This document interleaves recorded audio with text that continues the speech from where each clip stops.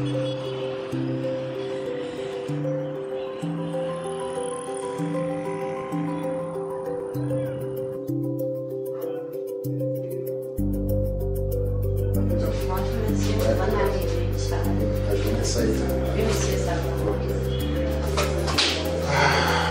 beaucoup.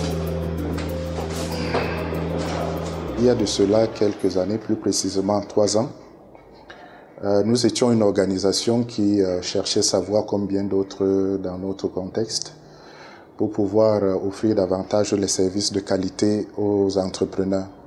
C'est à ce titre que nous avions été en contact à travers l'expert en gestion des entreprises de Koika, M.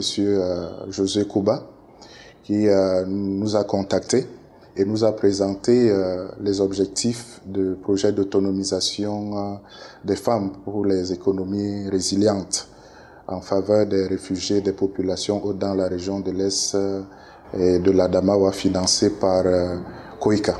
Nous avons proposé un vaste éventail de formations à travers leur processus et leur méthodologie. Et nous avions fait acte de soumission et nous avions été retenus, ce qui a conduit à la signature d'un contrat d'exécution pour la première année. Et jusqu'à aujourd'hui, nous continuons dans cette collaboration. Ce projet nous a d'abord permis nous-mêmes de renforcer nos capacités organisationnelles. Nous avons bénéficié de la formation des formateurs en TRICRE, GEM. Nous avons bénéficié également de la formation des formateurs Get and Head, éducation financière et MyCop. Aujourd'hui, nous avons en notre sein nos formateurs formés qui déploient ces outils-là auprès de nos bénéficiaires.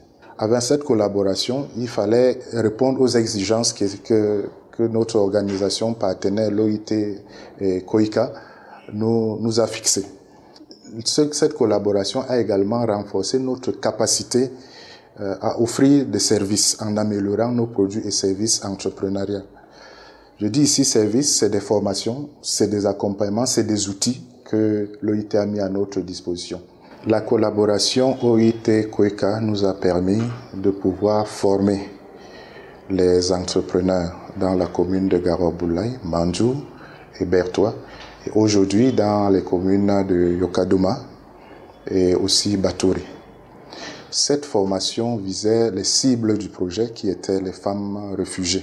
Sur des besoins statistiques, nous avons pu former à travers ce projet 75 entrepreneurs, femmes et hommes, dans les communes de Garoboulaye, et 50 dans la commune de Mandjou. Et aujourd'hui, nous sommes dans un programme qui va durer 3 ans de formation des entrepreneurs comme dissémination des résultats de cette collaboration OIT-Koika, pratiquement 1500 cacaoculteurs dans le département de l'Ambumba Ngoko Yokadouma. Cette formation ne se voudrait pas simplement théorique, elle est pratique.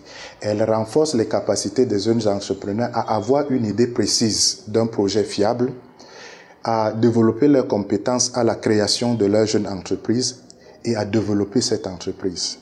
Et aujourd'hui, à la suite de ces formations, nous avons 75 entrepreneurs qui sont en activité et qui mènent à bien leur entreprise et qui sont des success stories dans le cadre de cette collaboration. Et ils font dans des chaînes de valeur telles que manioc, maïs et poulet de chair. Aujourd'hui, je suis fière. Pourquoi? Parce que je prends entièrement soin de toute ma famille. J'envoie mes petites sœurs à l'école. Je suis capable d'envoyer mon propre enfant à l'école sans attendre l'argent venant de quelqu'un. Aujourd'hui, je rêve même ouvrir ma propre entreprise. Je suis arrivée à un stade où, même si je décide de ne plus produire, j'ai des commandes qui vont me pousser à produire. Donc aujourd'hui, grâce aux formations que j'ai reçues de l'OIT, je suis devenue autonome. Au départ, comme employés permanents du CUDD, nous étions à 3. Et en moins de 3 ans, nous sommes passés à 24 permanents qui ont des emplois décents et qui sont affiliés à la CNPS. Dès le départ, nous travaillons comme bénévoles. C'est-à-dire qu'on prenait les jeunes qui venaient à travers leur temps, donner du temps pour aider les autres, pour former ou bien pour accompagner les entrepreneurs.